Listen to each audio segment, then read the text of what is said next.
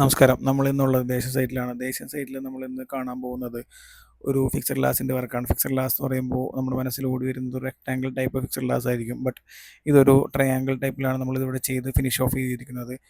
4 മുള്ളിയം വെച്ച് സെപ്പറേഷൻ കാര്യങ്ങളെല്ലാം ചെയ്ത് ഒരു 3 ബ്ലോക്കിൽ ഗ്ലാസും ദെൻ 2 സ്റ്റോഡിൽ അലൂമിനിയം ഫിക്സഡ് ലൂവേഴ്സുമാണ് നമ്മൾ ചെയ്തിരിക്കുന്നത്. മിഡാസ് ഗോൾഡാണ് നമ്മളിവിടെ എക്സ്റ്റീരിയറിൽ ചെയ്തിരിക്കുന്നത്.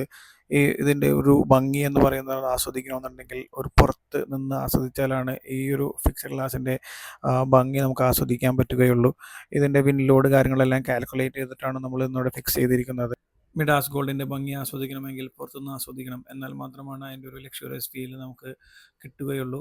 ഇവിടെ നമ്മൾ ചെയ്തിരിക്കുന്നത് ഒരു fixed glass plus sliding door എന്ന രീതിയിലാണ് നമ്മൾ ചെയ്തിരിക്കുന്നത്. നേരത്തെ കണ്ട ഹോളിൻ്റെ റൈറ്റും ലെഫ്റ്റും സെയിം ഡിസൈനിലാണ് നമ്മളിവിടെ ചെയ്തിരിക്കുന്നത്. ഈ ഒരു പാറ്റേണിലാണ് നമ്മളിവിടെ ചെയ്തിരിക്കുന്നത്.